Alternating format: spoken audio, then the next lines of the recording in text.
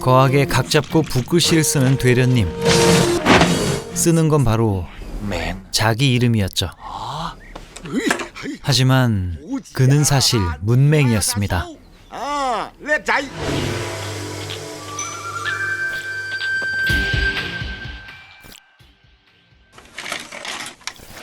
고위 관리의 아들 아찬. 금수저인지라 돈을 뿌리던 중 한 거지를 돕게 됐죠.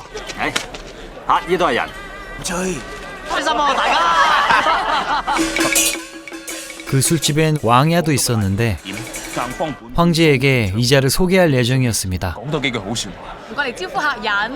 그리고 한 여자에게 반한 아찬. 문제는 이 남자 역시 반해버린 건데요. 그에 따라 시비가 붙고 글은 모르지만 무예가 출중했던 아찬. 왕야를 뚝갑 해버렸는데 이 남자의 폼이 심상치 않습니다. 그때 중재를 하러 나타난 아찬의 아빠. 하지만 랭크 자체가 달랐죠. 한편 뭔가를 꾸미고 있는 패거리. 여상은 복수를 계획한 집단의 소속이었던 겁니다. 그런데 목표였던 조묵이 대신 등장한 아찬. 위기를 피했나 싶었더니 다짜고짜 고백 공격을 합니다. 무장원이 돼야 청혼을 받아주겠다는 그녀. 그리고 조묵이는 습격을 당하는데요. 이 조묵이란 자의 무공은 보통이 아니었습니다. 뒤늦게 도착했지만 많은 희생을 치른 뒤였죠.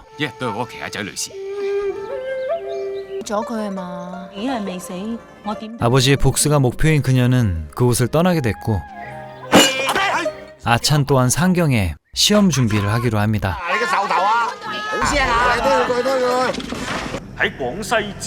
한편 조무기의 활약을 추대하는 왕야, 벼슬을 받게 됐는데요. 그리고 이어지는 신묘한 환술. 금깨루가 개슴칠의 미녀로 변하고 그녀는 황제를 홀리기 시작합니다.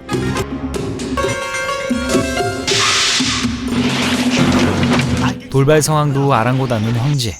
사실 조무기의 싸바싸바였던 것이죠. 어느덧 상경한 아찬은 무장원 시험을 앞뒀습니다. 물론 그의 부친이 감독관을 매수해 놓은 상태였죠. 그렇게 문맹임에도 필기 시험을 통과한 아찬. 무력을 뽐내는 실기 시험에선 꽤나 활약할 수 있었습니다.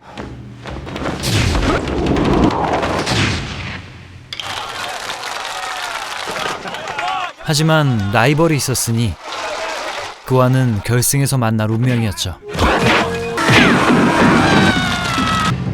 그렇게 이어지는 결승. 문제는 감독관이 왕야로 바뀐 데다 결승 상대가 그의 조카였던 겁니다. 둘 다 출중했지만 애초에 편파 판정이 예정됐던 결승. 마지막 대결에 조무기도 나서는군요.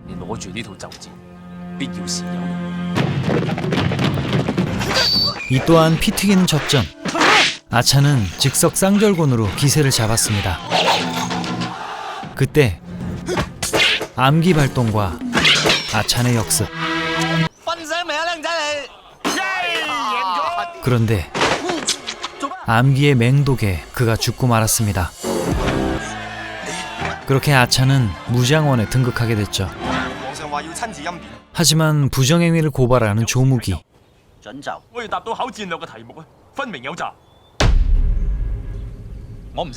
결국 아찬은 이실직고를 했고 평생 거지형을 선고받게 되었습니다.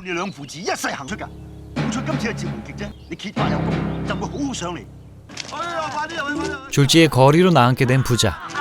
허세를 부려봤지만 단박에 위기가 찾아왔죠.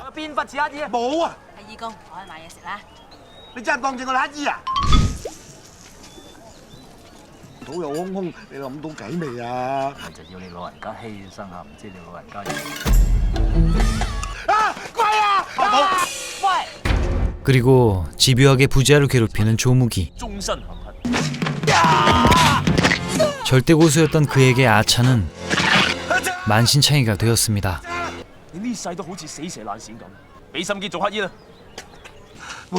불구나 다름없는 몸. 그렇게 부자는 거지 소굴에 합류하게 되었고 아차는 끝없는 절망에 빠졌습니다.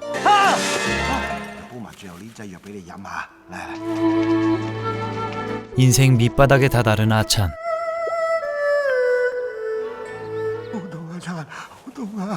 직접 구걸에 나서게 됐는데요. 우연히 여상낭자와 마주하고 말았죠.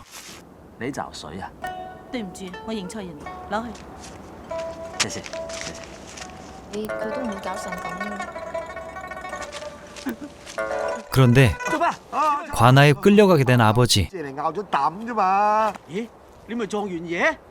개밥을 먹으면 봐준다며 괴롭히기 시작하는데요.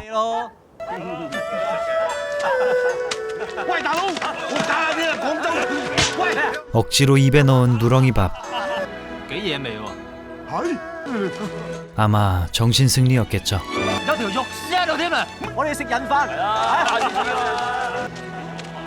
여상은 거린들의 집단 개방 소속이었고 아찬 부자를 초대합니다.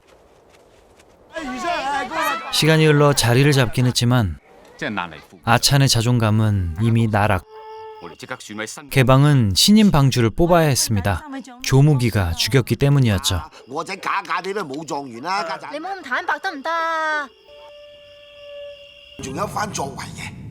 아들을 회복시키기 위한 아버지의 가슴 아픈 노력.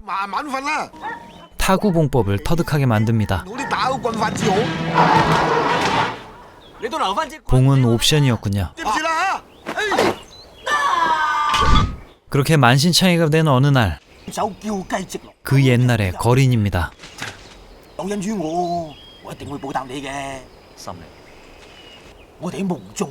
사실 그는 개방의 역대 장로 중 한 명이었고 꿈속에서 독특한 무공을 전수받게 된 아찬.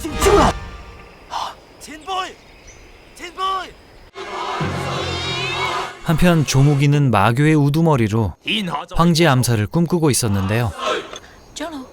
발각된 그들, 대결전이 펼쳐집니다. 그러다 여상이 사로잡히고 타구봉을 활용해 겨우 탈출하는 장로.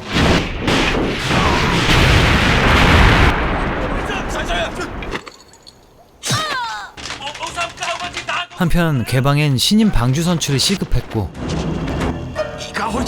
위기 상황이 전달됩니다. 여상의 납치 소식에 드디어 움직이는 아찬. 그렇게 방주 선출 대결이 펼쳐집니다. 꿈꾸듯 움직이는 수목 나한권.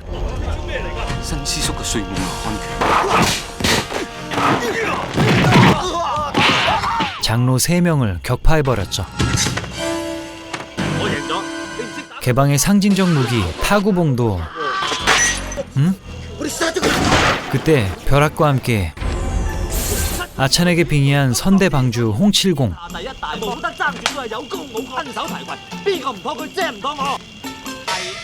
그 신묘한 현상에 술렁이는 사람들. 주작인지 어쨌는지 암튼 아찬은 개방의 차세대 방주가 되었습니다. 무공 비급과 영약도 전달받았죠.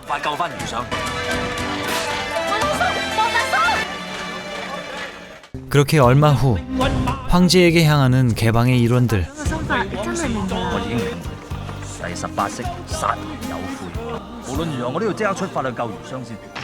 황제는 사냥을 나간 참이었고 주변을 호위하고 있는 왕야와 조무기, 여상에게 술을 써둔 상태였죠.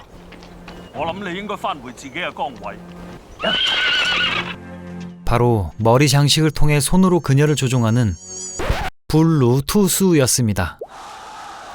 그때 그곳에 당도한 개방 패거리.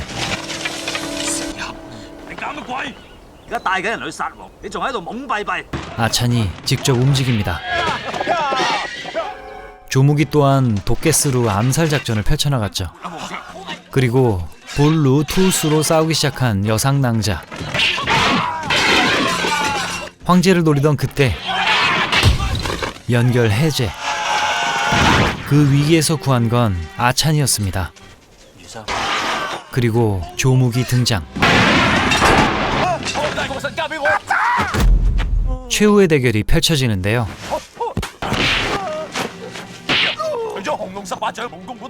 그가 그렇게 두려워하던 항룡 18장이 시전됩니다.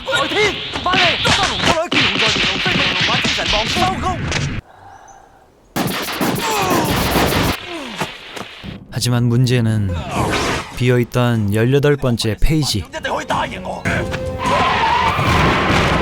그런데 책귀퉁이 애니메이션에서 영감을 얻은 아찬. 대망의 마지막 장을 펼칩니다. 에네르기 파? 그렇게 거국적 위기를 돌파한 개방방주 아찬. 왕야는 거지형을 선고받았고 아찬의 뼈있는 한마디.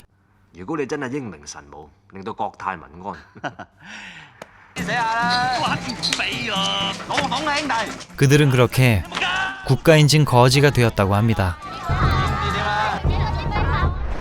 1992년작 무장원 소거라입니다. 청나라 시절 한 다이아 수저 젊은이가 거지 신세로 추락했다 절대 무림 고수가 된다는 이야기. 감독은 진가상, 주성치와는 도화규룡, 첩혈유룡을 찍었습니다. 전작들이 공전의 히트를 친 터라 이 무장원 소거라는 엄청난 제작비가 들어간 걸로 보입니다. 주성치 영화에서 이렇게 방대한 스케일과 수많은 인원이 동원된 건 그의 영화를 통틀어 단연 원탑인데요. 이게 주성치 영화라는 이질감이 들 정도였죠. 반면에 병만력과 개그 포인트들이 적은 게 영 아쉽긴 했습니다만 꽤나 전통적인 무협 영화의 틀을 따르고 있고 주인공이 풍파를 겪으며 표현되는 감정의 변화가 꽤 깊은 울림을 주기도 했습니다. 이 영화는 상당히 정통 무협 세계에 발을 걸쳐놨습니다. 무협계의 대부 김용 작가의 소설 설정들을 많이 차용했죠. 일단 아찬이 합류한 거지들의 집단 개방, 나라 전역에 퍼져있는 거지들의 네트워크로 엄청난 정보력과 단합력이 강점이라고 합니다. 고고한 품이나 멋들어짐은 없더라도 도리를 지키며 의로움을 신념으로 사는 집단으로 묘사되죠. 길거리에 남루하고 누추한 거지로 보일지라도 사실은 비밀 미션을 수행 중일지도 모르는 일입니다. 이 집단의 특징은 기본적으로 거지인지라 다른 정파들처럼 멋진 의복이나 장신구가 없기에 봉 같은 무기를 보여줌으로써 고위급으로서의 지위를 표시했다고 하는데요. 극중에 아찬이 나대다가 부러뜨렸던 옥색 무기 타구봉이 바로 그런 중요한 물건이었던 겁니다. 그래서 아찬은 이 개방의 전설적인 인물 홍칠공으로 빙의한 척해서 위기를 넘기기도 했죠. 이 홍칠공이란 인물은 김용의 무협소설 사조영웅전 심조협려에서 등장했고 오늘 영화에서 아찬이 연마했던 무공 타구봉법과 항룡 18장을 사용했습니다. 이것도 너무나 유명한 무공인지라 식신에서도 무공 조리 기술로 패러디되기도 했죠. 하지만 사실 오늘 영화의 설정들 자세히 따져보면 시기적으로도 뒤죽박죽이고 수목 나한권을 전수해주는 홍일청이라는 인물도 새로운 캐릭터, 그냥 여러 무협 요소들을 주성치 영화식으로 재해석했다 정도로 보시는 게 맞을 것 같습니다. 그런데 그 와중에 오늘 주인공 소거라 아찬이라는 인물이 재밌는데요. 너무도 유명한 1978년작 성룡의 영화 취권, 극중 성룡이 바로 황비용이죠. 그에게 취권을 가르친 사부가 이 빨간 코의 소화자, 그의 정체가 바로 개방의 소거라입니다. 아찬이 늙어 저렇게 됐다는 웃픈 상황. 물론 이 또한 자세하게 따지고 들어가면 오류가 많겠지만 주성치가 성룡에게 취권을 가르쳤다는 재밌는 연결고리를 지어볼 수 있었습니다. 비록 글도 모르고 흥청망청 살았으나 서로를 끔찍히 생각하는 부자, 민생을 등한시하며 자신의 안위만 생각하는 황제에게 거지가 없어질 살만한 세상을 만들면 되지 않겠냐는 일침을 날리기도 하죠.